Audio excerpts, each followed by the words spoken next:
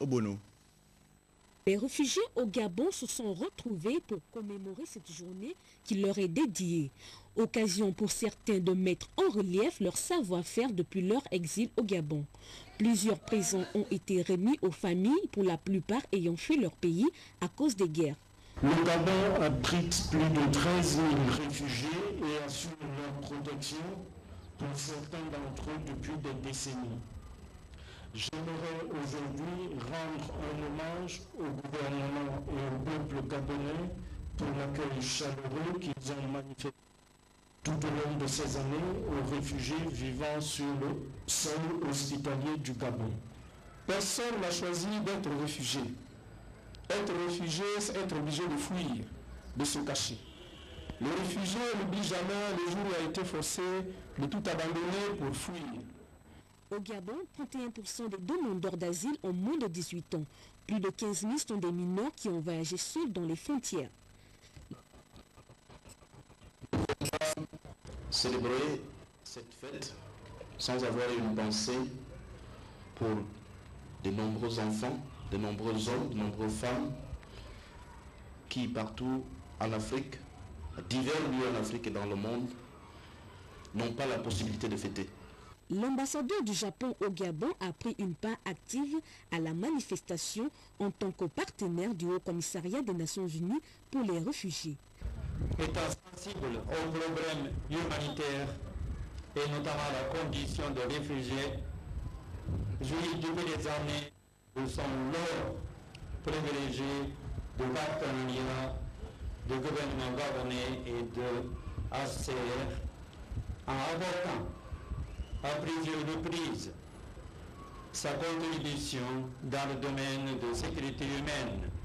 Le prochain convoi de rapatriement jumelé avec une visite transfrontalière est prévu pour le 21 juin, une mesure prise en accord avec le Congo pour le rapatriement volontaire des réfugiés.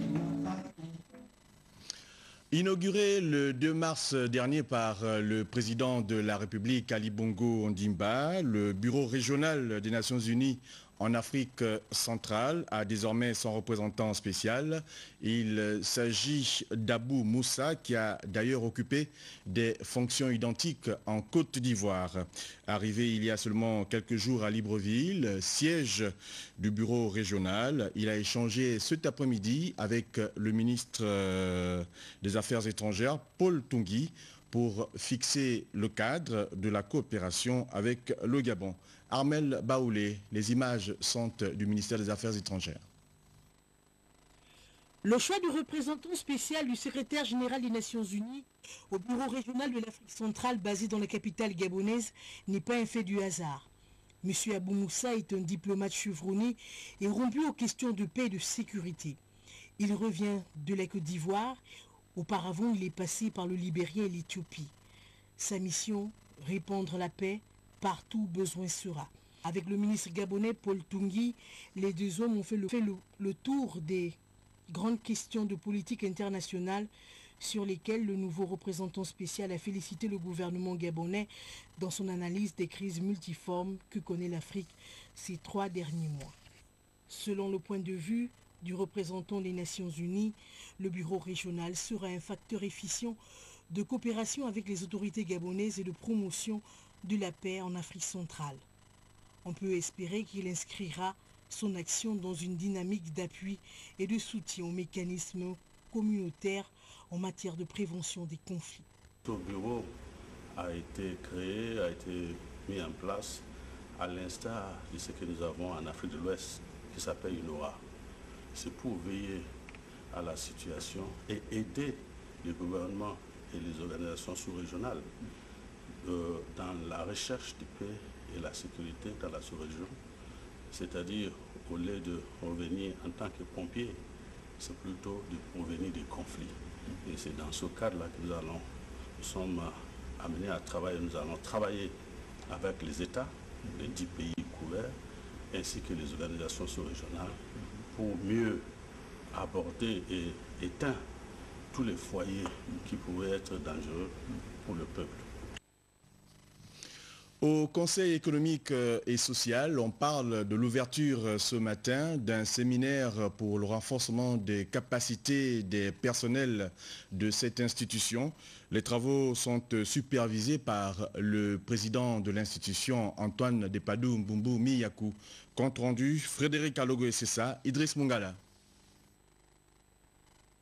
Qui démarre et qui s'étendra sur 5 jours, fait suite à un vaste programme de réformes engagées au sein du Conseil économique et social depuis la présente mandature et dont les actions s'inscrivent dans le cadre du renouveau de l'institution. La rencontre d'aujourd'hui porte sur la déontologie administrative, la valorisation des ressources humaines et les aspects pratiques de la gestion administrative dans son sens le plus large, ce qui témoigne de l'ancrage du Conseil économique et social dans la politique impulsée par le président de la République. D'ores et déjà, convaincu que vous ne ménagerez aucun effort pour appréhender les différentes notions énoncées ici et que vous serez des fonctionnaires dont notre institution a besoin pour une administration efficace et émergente. En vous souhaitant plein succès à vos travaux, je déclare ouvert le séminaire portant sur le renforcement des capacités de personnel du Conseil économique et social. Rappelons que le présent séminaire est une réelle opportunité offerte à l'ensemble des personnels pour coller aux réalités imposées par les évolutions actuelles et surtout pour traduire la volonté du chef de l'État, son Excellence Ali Bongo Ondimba, pour qui la formation dans sa globalité constitue un pan important de son action politique en faveur du développement du Gabon. Les parlementaires gabonais à l'école de la bonne gouvernance depuis ce matin au palais Léomba, à l'occasion d'un séminaire organisé par la Banque africaine pour le développement, les députés vont être éclairés sur le rôle des parlementaires dans la promotion de la bonne gouvernance en matière de gestion des finances publiques. Les détails de Célestin Guémobam, les images sont de Joseph Biogué. Depuis plusieurs années, les objectifs de bonne gouvernance et de lutte contre la pauvreté sont au centre des préoccupations de la plupart des pays africains. C'est pour appuyer ces États que la Banque africaine de développement organise régulièrement des séminaires à l'intention des organismes et autres acteurs de la gestion des finances publiques. À Libreville, c'est le rôle des parlementaires dans la promotion de bonne gouvernance en matière de gestion des finances publiques et la redevabilité qui constitue le thème de discussion. Dans son discours d'ouverture, le premier vice-président de l'Assemblée nationale gabonaise reconnaît la nécessité de ce type de rencontre. Le président de la République, chef de l'État, son Excellence Ali Bongo Ondimba, en voulant faire du Gabon un pays émergent, met la bonne gouvernance au cœur de ses préoccupations.